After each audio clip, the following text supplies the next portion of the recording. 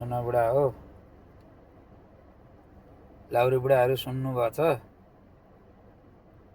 सुनिया छै छैन? राम्रोसँग सुन्नुहोस् है, कान खोलेर सुन्नुहोस्। अब दाम पानी त त्यस्तै हो, कमाइ धमाइ छैन। गोडा 8-9 लाख जति चाहिँ हालिदिइहाल बुढा मलाई त्यो मेरो एकाउन्टमा हालिदेऊ, अनि मलाई भेटेर चाहिँ दिनु पर्दैन कि, हालिदेऊ अहिले। अनि म अर्को एउटा याङ्गो थपेर चप्पा लाएर बुढाहरूलाई महिनै पछि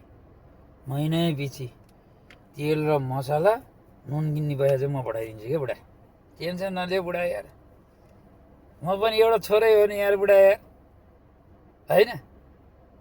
अनि त्यस्तो लोन्ठ्याङ पाराले हुन्छ, होइन?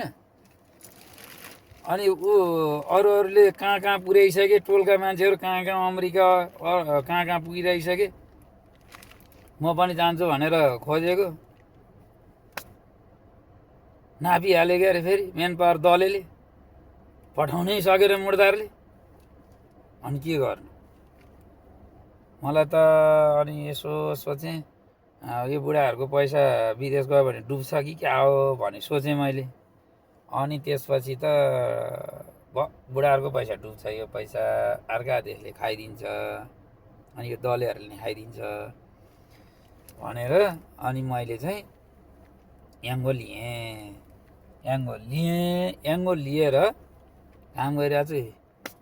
कस्टमर पनि तातो भोत्लो छैन, भागा जति अलिकति सर्लकै हिँडिहाल्छन् उता।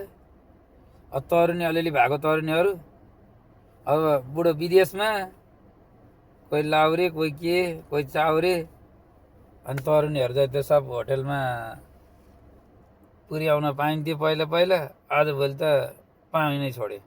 उनीहरू आजभोलि स्कुटर आफै किनेर, मोटरसाइकल किनेर हिँड्छन्। अनि मलाई त साह्रो गाह्रो परेछ हो, गाह्रो परेछ। अब यसो 1-2वटा लाउरी नि पठ्याउनु पर्ला जस्तो छ। ल लाउरी बाजे त्यही गरिदिनु त, मलाई एउटा लाउरी नि पठाइदिनुहोस्, अनि म यसो बेला बेलामा पैसा दिइरहन्छु है त। त्यति भयो भने अनि लाउरीनीबाट दुध निकालेको जस्तो चट्ट एटिएम आइरहन्छ, दाम पनि आइरहन्छ, मलाई नि बिन्दास हुन्छ, तपाईँलाई पनि अनि नुन तेल खर्च म पठाइदिइहाल्छु। बुझ्यो नि सुड्डाहरू है?